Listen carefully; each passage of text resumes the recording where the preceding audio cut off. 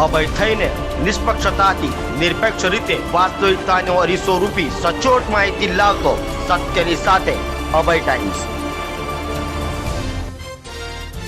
સુરત મહાનગરપાલિકાના લાંચિયા બાબુઓ ફરી એસીબીના હાથે ઝડપાયા છે।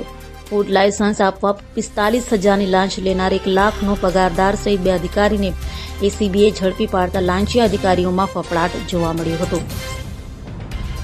સુરત મહાનગરપાલિકાના લાંચિયા અધિકારી ફરી એસીબીના હાથે ઝડપાયા છે। શાકભાજીના વેપારી પાસેથી રાંદેર ઝોનના ફૂડ સેફ્ટી ઓફિસરે લાંચ માંગી હતી અને નાનપુરા પાલિકાની ઓફિસમાં લાંચ લેનારા ફૂડ સેફ્ટી ઓફિસર અને ક્લાર્કની ધરપકડ કરાઈ છે। શાકભાજી વેપારીને ફૂડ લાયસન્સ આપવા 45,000 લાંચ લેનાર 1.5 લાખનો પગારદાર પાલિકાના food safety officer Hemen Gohil અને વહીવટી ક્લાર્ક ગુલામ યાસીન શેખને એસીબીએ ઝડપી પાડ્યા હતા। પાલિકાની નાનપુરા ઓફિસમાં જ બંનેએ લાંચની રકમ સ્વીકારી હતી।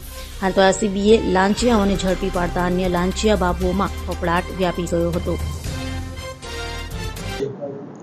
એક ફરિયાદીની ફરિયાદ મળેલ કે શાકભાજીનું વેચાણ કરવા માટેનું લાયસન્સની જરૂરિયાત હોય તેઓએ એક ઓનલાઈન અરજી કરેલી, જે અરજીના કામે લાયસન્સ મેળવવા જે અરજી કરેલ એમાં લાયસન્સ આપવા માટે SMC Rander zone food safety officer Hemen Gohil તથા વહીવટી ક્લાર્ક તરીકે ફરજ બજાવતા ગુલામ શેખ નાઓએ લાયસન્સ આપવાના અવેજ પેટે 45,000 રૂપિયાની લાંચની માગણી કરેલી, જે લાંચ લેતામાં હેમેન તથા ગુલામ શેખ પકડાઈ ગયેલ હોય તેઓ વિરુદ્ધ કાયદેસર કાર્યવાહી કરી અને ગુનો રજીસ્ટર કરવામાં આવેલ છે અને આગળ તપાસ ચાલુ છે।